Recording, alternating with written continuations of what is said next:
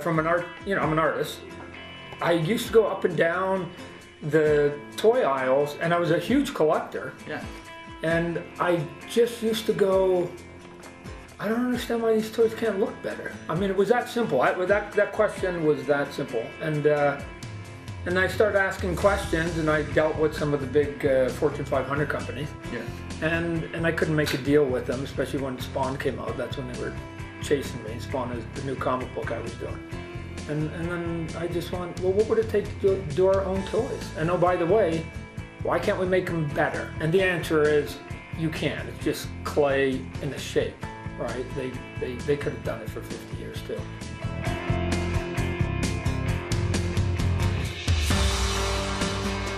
There are two components to getting your product sold at a store. Forget whether it's a toy, it can be anything. Number one, you have to have a good idea and you have to make a good product.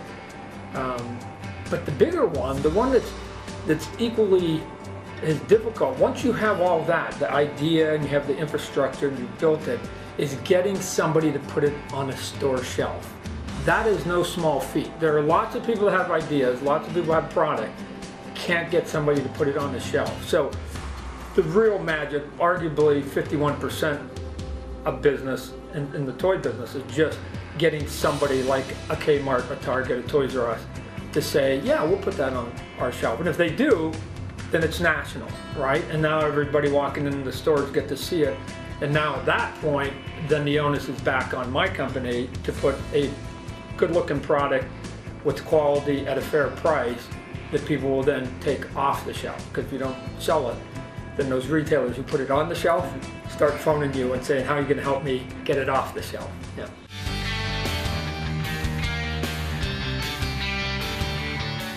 I think this is maybe my third Larry Fitzgerald figure. We started when, it was him diving for the touchdown in the playoff game against Carolina years ago, and he was pretty impressed with that, right? And if anybody's ever met Larry, he is a completely gracious man, right? He doesn't have that celebrity sort of snootiness to him. There are people in the world, and I get to be around a lot of celebrities with what I do for a living. He's one of those guys that should be writing books, or they should be filming him on how you interact with the public, right?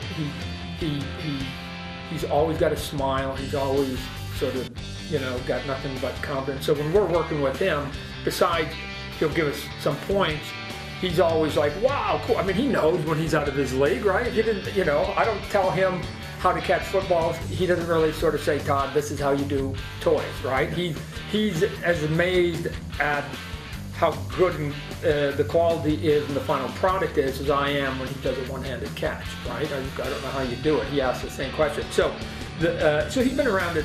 The fun part was having David in, because David's never been there. David's young, right? And it's always interesting, even when I go into Hollywood and I get to deal with young actors, that when it's like their first toy, that you can just see they turn into 10-year-old kids, because they're like, oh my gosh, this is kind of cool, and I get to give this to my brother, and I get to give it to mom and dad, and because you can only give so many videotapes of your performance, but a toy you get to put on a shelf, and it's there, and people can go, that's my Uncle Larry, that's my Uncle David, or whatever it is, right? So I found that the young athletes and the young actors, they kind of get a charge out of it. And the fun part is that once they get one, then they get to bug their buddies and go, I've got a toy, how come you don't have one? So they get to bug their teammates and their friends, right?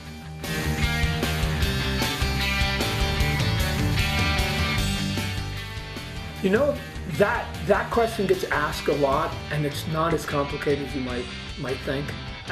Think about if you're sitting at the bar and you're getting into this conversation with your buddy, and you're going, who's the 10 best quarterbacks in the league? I'm betting that whether you have a CEO who does a lot of internal sort of charting, me, or two guys at the bar, and we all wrote secretly our top 10 quarterbacks, I bet you 8 of them would be the same, right? So the only nuance is who's going to be the number 9 and number 10 guy, and it was probably in their top 15 anyway. So look at, here's how I start. I start very simple. Has my wife heard of them? And so my wife isn't a giant sports fan. She doesn't really watch sports. But if I turn to her and I say, you know who Brett Favre is? And she goes, yeah, I've heard of him.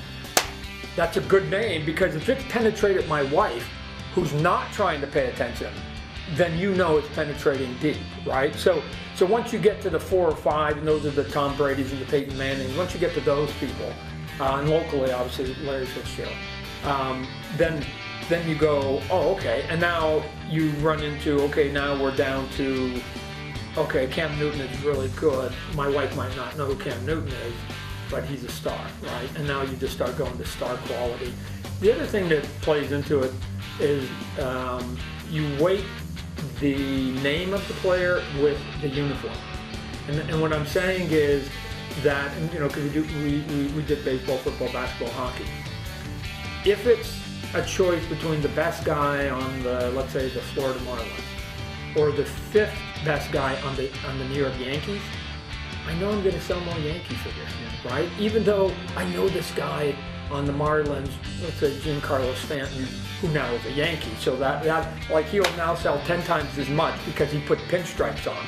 Same skill sets, he's got pinstripes. His stock goes up when we put it up on the shelf. Right?